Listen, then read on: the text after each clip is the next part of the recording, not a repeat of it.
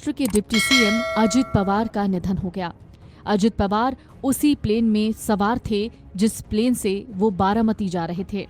इसमें उनके साथ 5 और लोग भी थे। क्रैश लैंडिंग के बाद प्लेन ने आग पकड़ ली और मंजर काफी भयावह था। प्लेन हादसे में अजित पवार की मौत हो गई है। उनके साथ सवार बाकी लोग भी इस हादसे का शिकार हो गए हैं।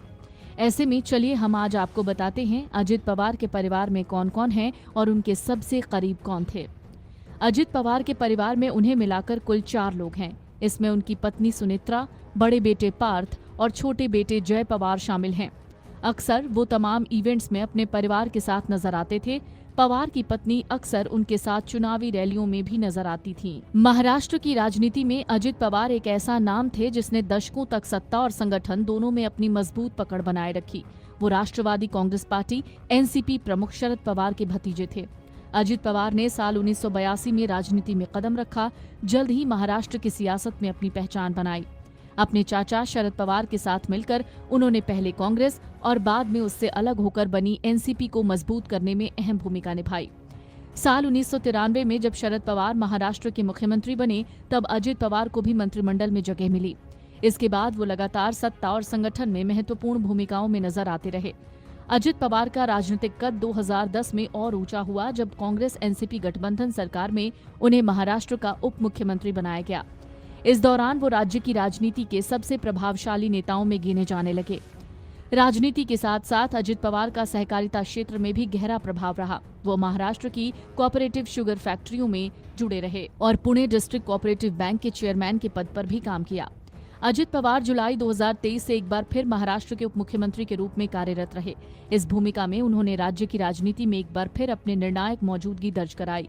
4 दशकों से ज्यादा के राजनीतिक अनुभव के साथ अजित पवार को महाराष्ट्र की राजनीति का एक कुशल रणनीतिकार और मजबूत प्रशासक माना गया।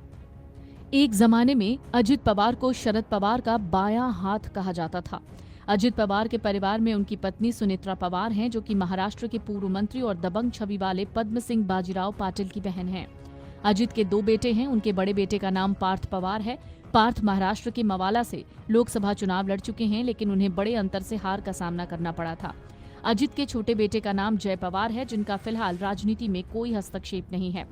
अजित पवार के बड़े भाई का नाम श्रीनिवास पवार है। श्रीनिवास कृषि और ऑटोमोबाइल से जुड़े बड़े बिजनेसमैन हैं। शरद पवार अजित पवार के चाचा हैं। अजित के पिता का नाम अनंत राव पवार था। वो बॉम्बे में राजकमल स्टूडियो में प्रसिद्ध फिल्म निर्माता वी शांताराम के लिए काम करते थे। वहीं उनके दादा गोविंद पवार और दादी शारदा पवार के 11 बच्चे थे, जिसमें से 5 की ही जानकारी सार्वजनिक है। शरद पवार का सियासत में कद बढ़ा तो अजित उनके साथ रहने लगे। उन्हें शरद पवार का बायां हाथ कहा जाता है। हालांकि बाद में अजित पवार एनसीपी के साथ छोड़ देवेंद्र फडणवीस के पास चले गए और डिप्टी चीफ मिनिस्टर की शपथ भी ली। अजित पवार की पत्नी सुनित्रा ने महाराष्ट्र के साल 2019 में हुए महाराष्ट्र विधानसभा चुनाव और उससे पहले लोकसभा चुनाव में सक्रिय नजर आई थी। तब उन्होंने परिवार के लोगों के लिए चुनाव प्रचार भी किया था।